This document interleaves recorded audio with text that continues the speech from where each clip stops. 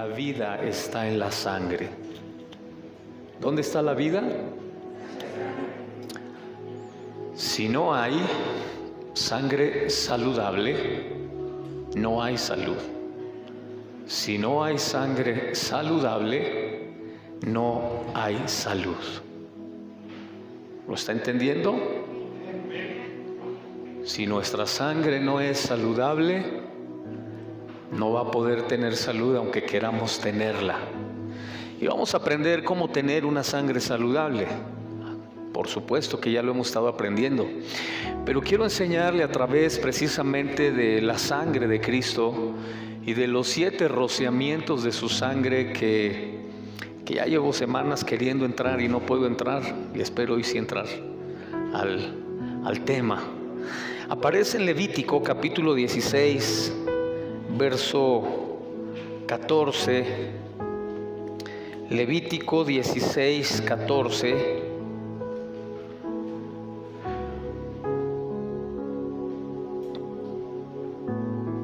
¿Ya lo tiene? Bien, sígame con su vista, es solo un texto. Dice: tomará luego de la sangre del becerro y la rociará con su dedo hacia el propiciatorio al lado oriental. Hacia el propiciatorio esparcirá con su dedo 7 veces de aquella sangre. ¿Cuántas veces tiene que rociar o esparcir la sangre? 7 veces. Ahora acompáñeme a Éxodo capítulo 29. Éxodo 29, verso 19 y 20. Éxodo 29, verso 19 y 20, que dicen de la siguiente manera: tomarás luego el otro carnero, y Aarón y sus hijos, está hablándole a Moisés lo que va a hacer, pondrá sus manos sobre la cabeza del carnero, y matarás el carnero, y tomarás de su sangre y la pondrás sobre el lóbulo de la oreja derecha de Aarón, sobre el lóbulo de la oreja de sus hijos, sobre el dedo pulgar de las manos derechas de ellos, y sobre el dedo pulgar de los pies derechos de ellos, y rociarás la sangre sobre el altar alrededor. Amén. Vamos a orar y vamos a pedirle al Señor que hoy Él hable de una manera muy clara a nuestra vida. Padre, te damos gracias. Te damos gracias, Señor, por lo que tú has estado hablando a nuestra vida ya por semanas. Hemos comprobado, Señor, en nuestra vida los beneficios de tu sangre preciosa, Señor, en nuestra vida, en nuestra familia, en nuestros hijos, como dice tu palabra, que también son rociados con esta sangre. Y todo, Señor, todo lo que tenemos, te damos gracias porque hasta hoy, Señor, tu misericordia ha sido fiel, Señor. Tu misericordia ha sido real en nuestras vidas. La recibimos con gozo, con alegría, con la seguridad, Señor, que hoy vas a seguir derramando esa misericordia, Señor, que tanto necesitamos como pueblo tuyo. En el nombre de Cristo te damos gracias, Señor. En esa actitud de oración, respire profundamente y diga: respiro su misericordia. Ahora exhale y diga: exhalo su gracia. Respiro su misericordia y exhalo su gracia. Respiro su misericordia y exhalo su gracia. Amén. Amén. Hágalos constantemente. Eso es lo que dice la Escritura a través del profeta: sus misericordias son nuevas cada mañana. Su misericordia es lo primero que tú respiras cuando tus ojos se abren, es respirar su misericordia, y lo primero que exhalas es la gracia y el favor de Dios sobre tu vida, y creas un ambiente de gracia y misericordia a tu alrededor. Amén. Esta sangre de la que estamos hablando es la sangre de Cristo. Aunque estamos usando los pasajes base donde se origina este esparcimiento de sangre, como Levítico y como Éxodo, pero usted lo puede ver en el capítulo 11 de Hebreos, donde el escritor dice que por la fe Moisés esparció la sangre para que el que destruía a los primogénitos no los tocase a ellos. Por la fe Moisés hizo esto. Eso fue un acto de fe. ¿Por qué fue un acto de fe? ¿Por qué? Porque tomó la sangre de un animal inocente, tomó la sangre de un animal sin culpa, y por fe Moisés creyó que la culpa que ellos tenían iba a descargarse sobre ese animal sin culpa y sin cargo alguno. Este fue un acto de fe, y la escritura dice que una vez que esto sucedía, ellos se iban y no dudaban de que lo que había sucedido en ese momento a ellos no los hubiera transformado. El cambio y la transformación que se daba en ese momento de pacto, en ese momento de el derramamiento de sangre, era una realidad. Iglesia, lo que hacemos cuando recibimos la sangre de Cristo es un acto de fe. Amén. Es un acto de fe. ¿Por qué? Porque Cristo es el Cordero inmolado sin culpa, sin ninguna falta. Y Él tomó todas nuestras culpas, todas nuestras cargas, y las echó sobre su cuerpo. Ese es un acto de fe, y lo tenemos que creer así. Amén. Diga conmigo: si no hay sangre sana, no hay salud. Escúcheme, nosotros tenemos la sangre más sana que hay en el mundo. ¿Sabes por qué? Porque tenemos la sangre de Cristo. Escúcheme, la enfermedad y la muerte no entraron al mundo por un virus. La enfermedad y la muerte entraron por el pecado.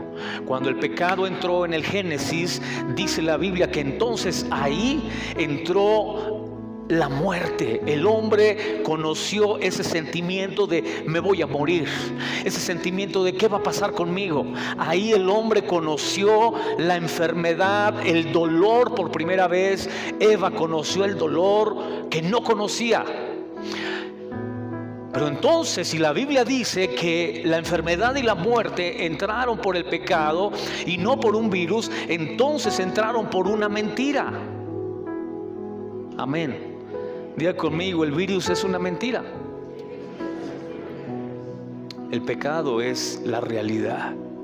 El pecado fue el que contaminó la sangre, el que enfermó la sangre de Adán y de Eva. El pecado fue el que dañó el ADN, los genes de los primeros habitantes en este planeta.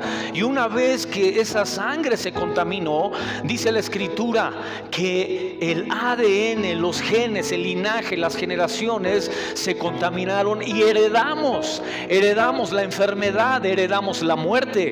Por eso era necesario que Jesucristo, el postrer Adán, que no tenía pecado y que su sangre no se contaminó, Él derramara su sangre sobre nosotros. Este esparcimiento de la sangre, este rociamiento de la sangre, era para que la sangre de Cristo nos cubriera y limpiara de la enfermedad y de la muerte a la que estábamos condenados. Amén. ¿Por qué? Porque tenía que ser la sangre de una persona que su ADN, que sus genes no estuvieran contaminados con muerte y con enfermedad. Amén.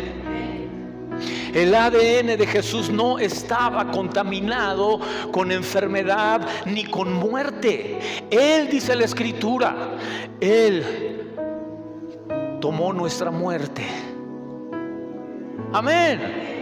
Él tomó tu muerte para que el poder de la muerte no tuviera ningún efecto en tu vida. Una historia preciosa que le recomiendo que la lea o la vea, que la hicieron película después, es la historia de Barrabás. Barrabás es un hombre del tiempo de Jesús condenado a morir. Y usted sabe bien que la costumbre romana era liberar a un condenado a muerte en la festividad de los judíos para congraciarse con ellos, y piden la liberación de Barrabás a cambio del sacrificio de Cristo, de la muerte de Jesús. Dice la historia que Barrabás sale de la cárcel, de su condena a la muerte, inmediatamente se va a una taberna y se empieza a alcoholizar.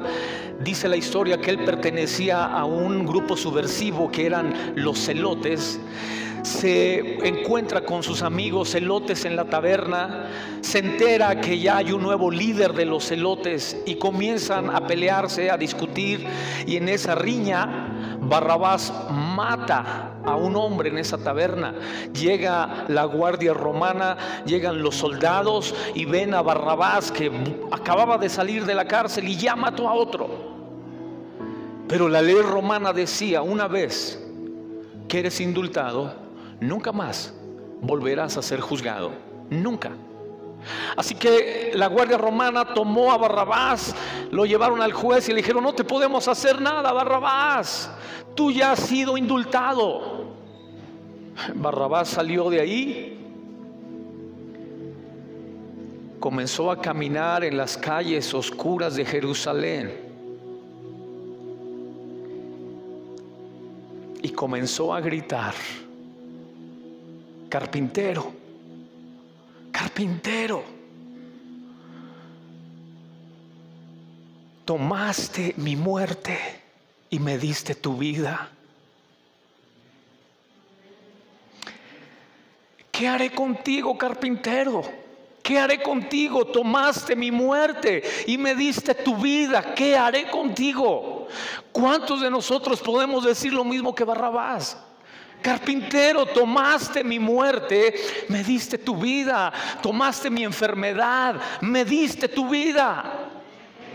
Cuenta la historia que Barrabás va y se une a los discípulos de Jesús y muere en una arena romana por causa de Cristo. Me diste tu vida y tomaste mi muerte. Eso es lo que hace la sangre de Cristo. La sangre de Cristo que no estaba contaminada. Por eso Hebreos capítulo 7, que te habla de Melquisedec. Melquisedec, dice la escritura, que era el rey de Salem. El rey de Salem, uno, dice la escritura, que no tenía genealogía, que no tenía padre ni madre, que no tenía principio ni fin. Ese rey de Salem era Cristo. Él era el que pertenecía al orden de Melquisedec. Solamente alguien con un ADN, con genes y con un linaje superior al que tenemos nosotros, contaminado por las herencias y el linaje de Adán, era el único que podía limpiar nuestra sangre. Era el único que podía darnos la vida. Era el único que podía darnos la salud. Amén. Cristo no tenía linaje. Cristo no tenía principio ni fin, ni padre ni madre. Todo era solamente el canal por el cual tenía que Él entrar al mundo y redimirnos de la maldición, del pecado. Amén. Entonces, ¿por qué entró la enfermedad y la muerte? Por el pecado, no por un virus. Mientras tú te mantengas delante de Dios limpio y santo, ni un virus, ni una enfermedad, ni la muerte te pueden tocar. Porque lo que hace que entre el virus, la enfermedad, es lo que hizo que en Adán y Eva entrara el dolor, la muerte y la enfermedad. Amén. Ahora mire lo que dice la escritura. Dice la escritura que dentro de este ritual de esparcimiento, de rociamiento de la sangre, había algo que sucedía previo o siendo parte de todo este ritual de sangre, y era que tanto en Aarón como en sus hijos la sangre los tenía que cubrir. Los tenía que cubrir la sangre, pero cubría aspectos muy peculiares. Uno de ellos era la oreja derecha, era en el dedo de su mano derecha y en el dedo de su pie derecho. Nosotros sabemos ahora la importancia de por qué la sangre tenía que ir en la oreja, y a lo mejor lo voy a ampliar más adelante. Usted sabe que nosotros oímos muchas voces, la voz de Dios como la voz del diablo, porque acuérdese que el pecado entró, pero entró por una mentira, porque Satanás le habló al oído a Adán y a Eva una mentira que ellos creyeron. Escúcheme. ¿Cuál es la voz que estás escuchando? Un indicador de que tú estás escuchando la voz de Dios es la sangre de Cristo en tu oído. La sangre de Cristo es la que se convierte en un depurador de las cosas que tú escuchas. Hay un descubrimiento que hizo un fisiólogo ruso que se llama Ivan Kitovich. Ivan Kitovich descubrió lo que se conoce como el reflejo condicionado. El reflejo condicionado lo descubrió con sus perros. Descubrió que antes de darles de comer a los perros sonaba una campanita. Sonaba una campanita y después les daba de comer. Después descubrió que cada vez que sonaba la campanita, literalmente a sus perros se les hacía agua el hocico, por no decir, sí es el hocico, ¿verdad? El perro, nosotros somos la boca, también a veces se nos hace agua. Es decir, que cuando los perros escuchan la campanita, hay un condicionamiento en su pequeño cerebro. Hay un condicionamiento que le produce un reflejo, una reacción. Entonces, con solamente escuchar la campanita, ya la boca, el hocico, empieza a hacérseles agua. Escuche, cuando tú tomas en serio la sangre de Cristo y la pones en tu oído, la pones en tus manos, la pones en tus pies, rocías a tus hijos con la sangre, rocías los 7 rociamientos, las cosas que la Escritura nos enseña que debemos rociar, es literal. Hay una reacción en nosotros distinta a que si tomáramos la sangre de Cristo solamente como una fórmula, solamente como un ritual religioso y no con la profundidad que la palabra de Dios nos enseña. Iglesia, Cristo vino a este mundo con una sangre limpia y pura y se mantuvo así hasta que llegó a la cruz del Calvario. ¿Sabes por qué? Porque era necesario para poder limpiar nuestros genes, nuestro ADN. Amén. Amén. Entonces, cuando tú escuchas enfermedad, ¿qué estás escuchando? Diga conmigo, una mentira. Cuando tú escuchas enfermedad, ¿qué estás escuchando?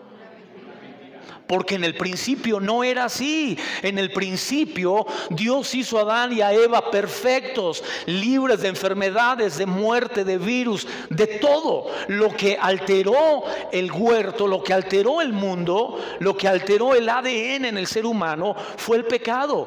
Por eso las enfermedades se siguen acrecentando. Cada vez hay más enfermedades nuevas, diferentes, se van mutando de una cosa a otra y tiene que haber nuevos medicamentos porque la enfermedad ya no es suficiente. La ampicilina o la penicilina ahora se han mutado en otro tipo de virus y tiene que haber otro tipo de medicamento para esa enfermedad. ¿Por qué? Porque el pecado El pecado sigue siendo la mentira que la gente está comprando y que la enfermedad y la muerte se sigue acrecentando en el mundo. Amén.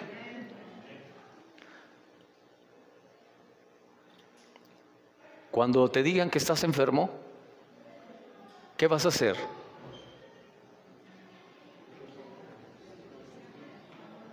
Yo cuando me dicen, estás enfermo, yo no escucho. No, ¿qué tienes? Yo tengo la sangre de Cristo. Pero los síntomas no son la enfermedad. Los síntomas son la sugerencia de una enfermedad. Los síntomas son como la tentación. La tentación no es el pecado. La tentación es la sugerencia del pecado. Hasta que lo practicas, es pecado. El síntoma es la sugerencia de la enfermedad. Hasta que realmente lo tienes, estás enfermo. Pero mientras tú estás en esa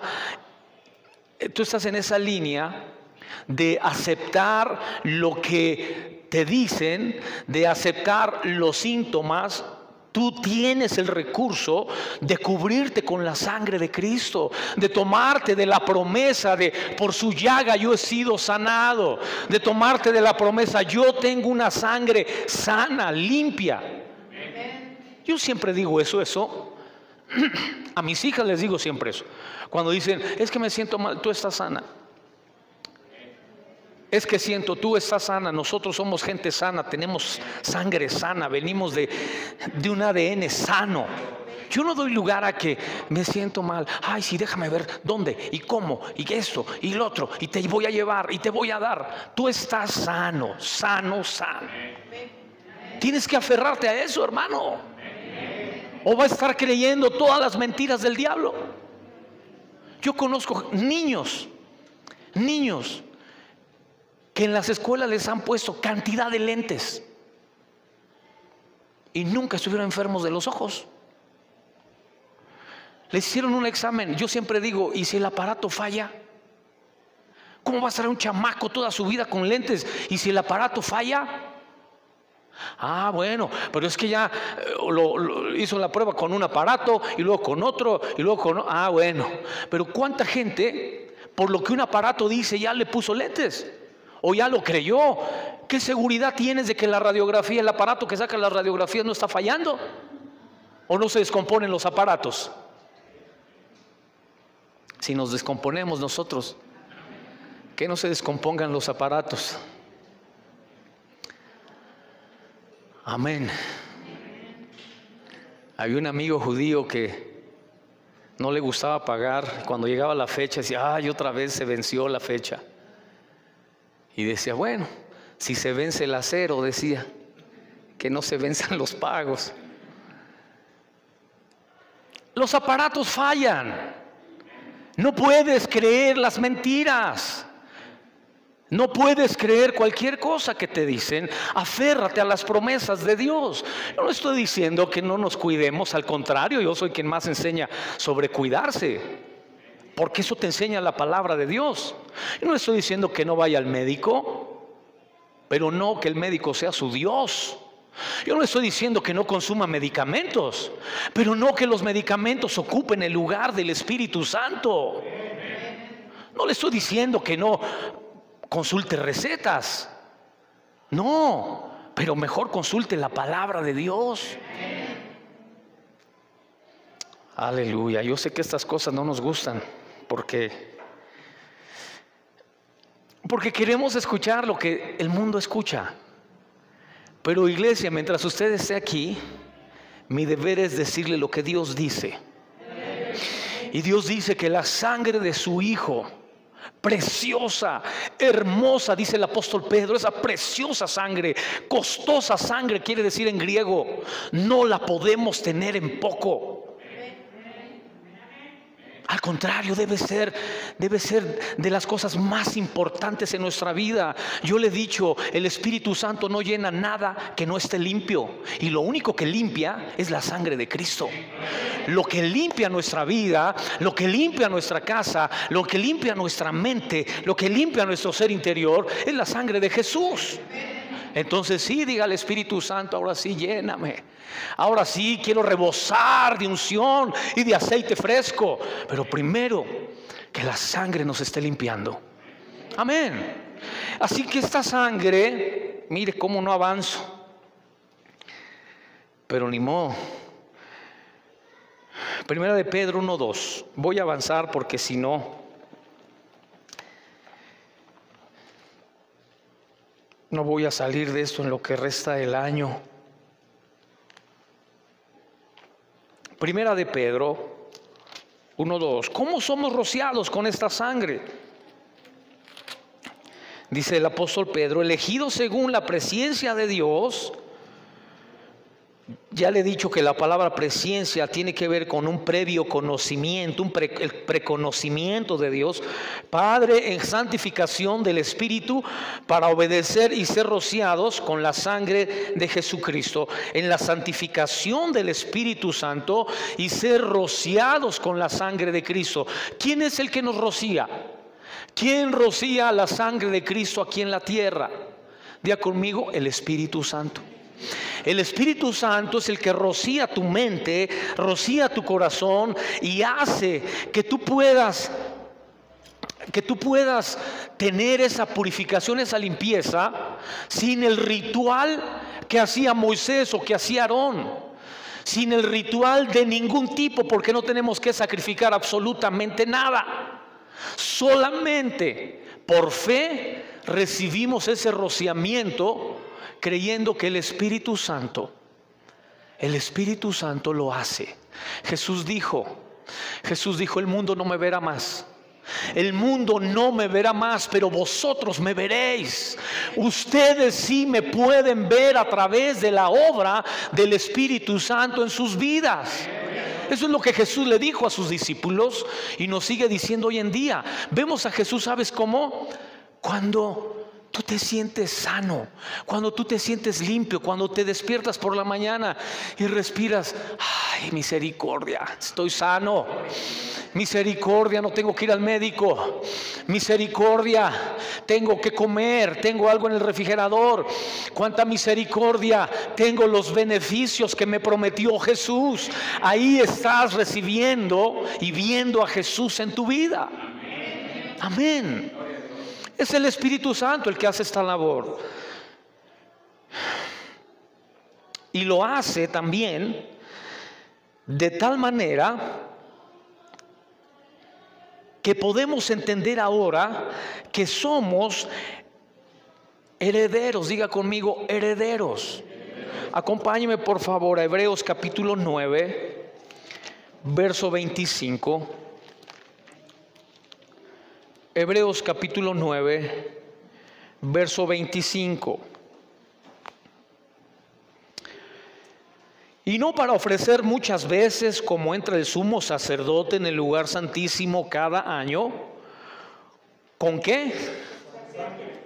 Escúcheme, el sacerdote se presentaba delante de Dios y se presentaba en el tabernáculo con la sangre de un animal, con sangre ajena.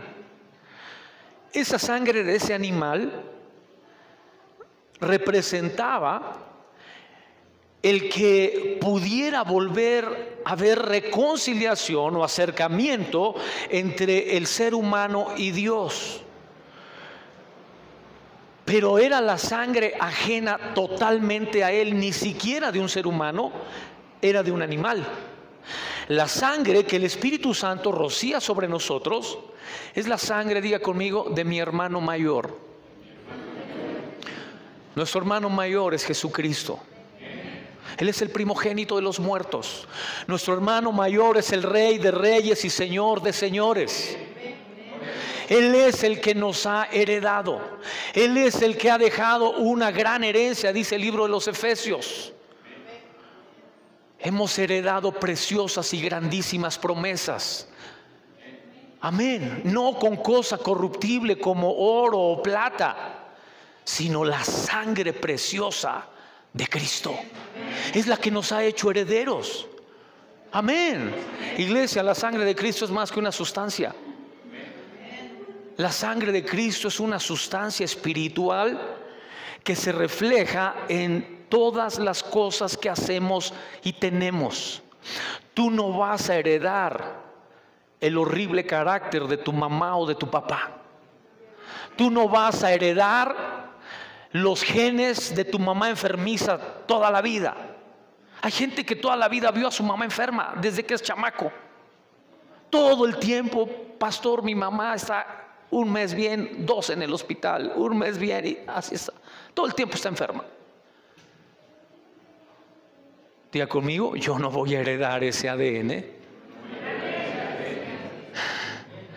ni de mal carácter, ni de malas actitudes, ni de vicios, ni de comportamientos, porque la sangre de Cristo me cubre, porque la sangre de Cristo marca una separación entre genes, ADNs que están sometidos a la maldición de la muerte, de la enfermedad y del pecado, a una ADN, a unos genes nuevos, limpios, sanos. Amén. Iglesia, si usted no cree esto, déjeme decirle, a veces criticamos al pueblo de Israel porque decimos, ¿cómo el pueblo de Israel 40 años en el desierto perdido? Los criticamos, y yo siempre he dicho, usted se perdería en 1 metro cuadrado, no en un desierto. En 1 metro cuadrado nos perdemos. Pero gracias a Cristo y a su sangre somos salvos. Gracias a su sangre no me pienso perder en mis herencias malditas, en mis linajes destructivos, en mi genealogía dañina. No me pienso perder en las enfermedades de mis antepasados. Literalmente voy a comenzar una nueva generación.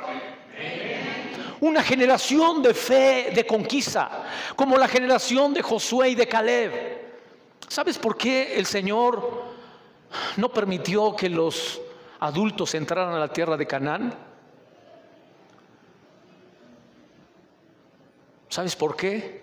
Porque Dios no quería que la tierra nueva, que la tierra de la promesa estuviera contaminada de herencias destructivas, de herencias y de genes de enfermedad dañinos. Quería comenzar un lugar nuevo con gente nueva. Amén. Amén. Eso es lo que hace Dios con nosotros. Lo que hace Dios con nosotros es que una vez que viene la sangre de Cristo a nuestra vida, literalmente tú comienzas una vida nueva. ¿Qué es nacer de nuevo? ¿Qué es nacer de nuevo? ¿Sabes qué es eso? Es que el pasado está muerto. Nacer de nuevo es que el pasado ya se murió. Escúchame, las personas que están recordando y viviendo del pasado son gente que hoy en día está dormida, por no decir otra cosa más fuerte, porque no pretendo incomodar a nadie, pero las personas que están viviendo del pasado es gente que en la actualidad está dormida. Despiértate, que la luz de Cristo te alumbre y te dé un nuevo comienzo, una nueva vida en Él. Eso es nacer de nuevo, es que el pasado está muerto. ¿O cómo entiendes tú nacer de nuevo? ¿Ah? ¿Cómo entiendes nacer del agua y del espíritu? ¿Cómo entiendes que son 3 los que dan testimonio? La sangre, el agua y el espíritu. ¿Cómo entiendes eso? ¿Lo entiendes como una bonita frase? Ay, las cosas viejas pasaron, todas son hechas nuevas. ¿Así lo entiendes? ¿O lo entiendes literal? Se murió el hombre o la mujer a los 15, 20, 30, 40 años, a los que hayas llegado a Cristo, se murió y comenzó una vida nueva, una generación nueva, un ADN nuevo, una mente nueva, un oído nuevo, manos nuevas, pies nuevos. La sangre me ha hecho nuevo. Amén. Yo le he dicho a manera de testimonio muchas veces, y lo voy a decir, yo creo lo que me quede de vida, porque no puedo hacer a un lado mis orígenes en relación a lo que aprendí, lo que recibí en mis orígenes. Pero yo vengo de un ADN horrible, de vicios. Mi ADN, mis genes tienen mucha enfermedad y mucho vicio. Y cuando llegué a Cristo, mire, a veces les digo a los muchachos, yo me sé más groserías que ustedes. Yo sé hablar en doble sentido, triple sentido y hasta en quinto sentido. Y sé albures. Todos los días era alburearnos en la calle. Todos los días los chamacos en las calles nos albureábamos. Y pregúnteme si yo he vuelto a alburear desde que conocí a Cristo, hablar en doble sentido. Bueno, de repente hago bromas con algunos, ¿verdad? Pero literalmente mi ADN se transformó. Porque yo crecí con una mamá que me maldecía desde chamaco, que me decía groserías, no crea que cosas feas. Y yo nunca volví a decir esas groserías cuando conocí a Cristo, nunca. Imagínate, nos agarraba del cabello y nos zarandeaba y de la oreja y cría cuervos para que me sacaran los ojos, y nos empezaba a decir cosas feas. A lo mejor me va a ver en unos días porque le gusta ver la prédica de acá. Pero ella sabe que fue así. Cristo vino y también ella la cambió. La cambió, ella no volvió a decir groserías tampoco. Y también hubo en ella una transformación. Es que la sangre de Cristo, iglesia, literalmente marca un antes y un después. Así que diga conmigo, mi sangre está limpia. Cuando venga un familiar y te diga, vete a dar una checadita porque ya ves que mi mamá o mi papá o los abuelos tuvieron esto, esto y esto, dile, mi sangre está limpia.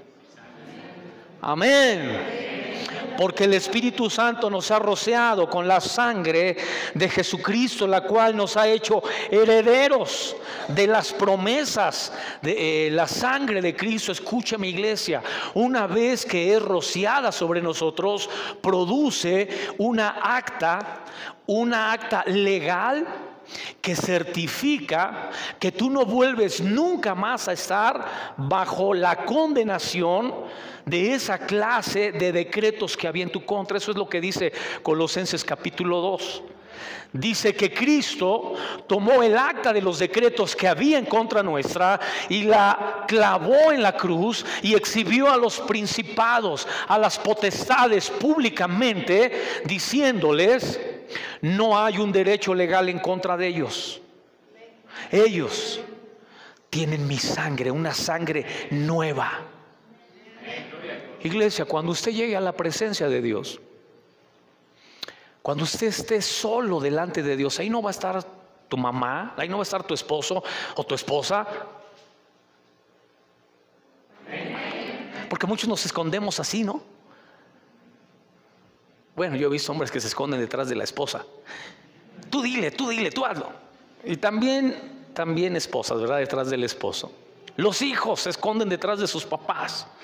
Ahí nadie va a estar contigo para que te sople las respuestas, para que te defienda, para que hable por ti. Nadie. Tú vas a estar solo delante de la presencia de Dios. ¿Y sabes qué es lo que Dios te va a decir? ¿Sabes qué es lo que te va a preguntar? ¿Tienes la respuesta? Escúchame, Él nunca te va a decir: ¿por qué no viviste como el pastor? ¿Por qué no viviste como tu maestro de teología? ¿Por qué no viviste como el profeta vivía? ¿Por qué no tenías las prácticas y las costumbres del lugar al que ibas? Él te va a decir: ¿por qué no viviste la vida que tenías que vivir a través de mi Hijo Jesucristo? ¿Por qué no viviste tu propia vida, la que tenías que vivir a través de Jesucristo? Eso sí te lo va a preguntar. ¿Por qué? Porque toda la vida Él no te vio a ti. Él está viendo a Jesús en ti. Él está viendo a Cristo en ti. Porque si Él nos viera a nosotros, hermanos, ya nos hubiera destruido, ya nos hubiera condenado, ya, como decía mi maestra de carácter cristiano, como decía ella, ya nos hubiera dado una patada y nos manda al infierno. Eso es lo que hubiera hecho. Pero no lo hizo, porque Él ve a su Hijo Jesús. Él ve a Cristo. Y Él te va a preguntar eso: ¿por qué no viviste la vida que tenías que vivir a través de mi Hijo Jesús? No, preferiste vivir la vida que creyeron tus papás que tenías que vivir. Preferiste vivir la vida que creía tu pastor que tenías que vivir. Preferiste vivir la vida que quisiste imitar de otros. Y nunca viviste tu vida en Cristo. Amén. Iglesia, es un decreto legal, es un derecho legal. Yo le he enseñado a usted que el pacto de sangre, que los pactos en la Escritura no eran con papel y con tinta, porque no existía, eran pactos de corte, pacto de sangre. Por eso el pacto abrámico era cortar el prepucio. Por eso ellos, cuando pactaban con Dios, cortaban animales. Eran pactos de corte. Y escúcheme, el diablo hace lo mismo. El diablo hace lo mismo. Imita todo. ¿Cuántos saben que Lady Gaga pactó con el diablo? Sí, pacto de sangre. Ahora ya todo está en internet, ya no tiene que decir: ay, el pastor está inventando. No, ya busquen en internet, todo está ahí. Está diagnosticada con un síndrome de fibromialgia, que no sabe cómo quitárselo de encima. Ya se arrepintió del pacto que hizo con el diablo. Porque escúcheme, el diablo es cruel hasta con sus propios seguidores. El diablo es cruel hasta con los que le sirven. Dice la Biblia que cuando se trajo la tercera parte de los ángeles del cielo, dice la Escritura que los arrastró y los arrojó contra la tierra. Esas expresiones de arrastrar y de arrojar son expresiones en griego que quieren decir que el ser horripilante que es Satanás es violento, agresivo hasta con la gente que lo sigue a él. Imagínate un pobre ángel, un ángel piadoso, como muchas personas. Te digo algo, el diablo es cruel con la gente que lo sigue. Sí, a Lady Gaga le dio fama, le dio riqueza, pero se la cobró con una terrible enfermedad. Es muy sabido en el ámbito de la farándula que se ha sometido a exorcismos para romper ese pacto. Y no ha podido. ¿Quiere que le hable de Katy Perry? Por si es que a alguien aquí todavía se le ocurre ser fans. Su propio padre públicamente salió declarando: ella tiene pacto con el diablo, no la quiero cerca de mí. Su propio papá. Le podría hablar de muchos personajes. ¿Quiere que le hable de la política? Compren, mejor le encargo que compre los 2 libros, Los brujos del poder, escritos por Olmos, y vas a ver cómo los políticos pactan igual con el diablo. Escúchame, iglesia, la sangre de Cristo es la verdad. La sangre de Cristo es la verdad. Amén. Y no hay una sangre más poderosa de ningún animal y de ningún ser humano como la señora Albester Gordillo se fue a África a practicar un ritual del vudú para tener poder, fama, dinero, y el brujo que le practicó eso sacrificó un león. Sacrificó el león, le sacó las vísceras, el corazón y le embarraba en el cuerpo toda la sangre y las vísceras a Elbaester Gordillo. Pero se las cobró el diablo, porque el diablo es cruel hasta con la gente que lo sigue. Dice el historiador, lea el libro, eso está documentado, y de todos los políticos hacen lo mismo. Ella vive en un penthouse. Fue su hija con sus nietos a visitarla, y cuando llegó el elevador al penthouse, al salir del elevador, la puerta se cerró y desnucó a su nieto y lo mató ahí en el elevador de su penthouse. Hasta hoy, sus hijos tienen prohibido que los nietos se acerquen a ella. Ese es el precio. Y hay muchos precios que el enemigo le cobra a sus seguidores. La única sangre real y verdadera que limpia, que purifica, que no jamás, escúcheme, jamás te va a dejar un dejo, un residuo de desagrado, es la sangre de Cristo. Amén. Amén. Yo siempre digo, donde hemos estado de pastores, siempre los diablos y los brujos y hechiceros siempre nos quieren hacer cosas. Nos echan gallinas muertas, pájaros aquí muertos. Yo cuando veo eso, digo, qué tonto es el diablo y sus seguidores también. Porque la sangre de una gallina negra, ¿usted cree que va a ser más poderosa que la sangre de Cristo? Bueno, para el que no tiene la sangre de Cristo, hermano, hasta la sangre de un mosco es más poderosa. Pero cuando tienes la sangre de Cristo, ves la sangre de una gallina, de un gato, de un animal afuera de tu casa o donde sea, en tu coche, y dices, pobre diablo. La sangre de Cristo es más poderosa que cualquiera de sus brujerías. Amén. Así que, iglesia, mire, no entran los 7 rociamientos, pero en el segundo prometo ahora sí entrar. Póngase de pie, vamos a orar. Aleluya.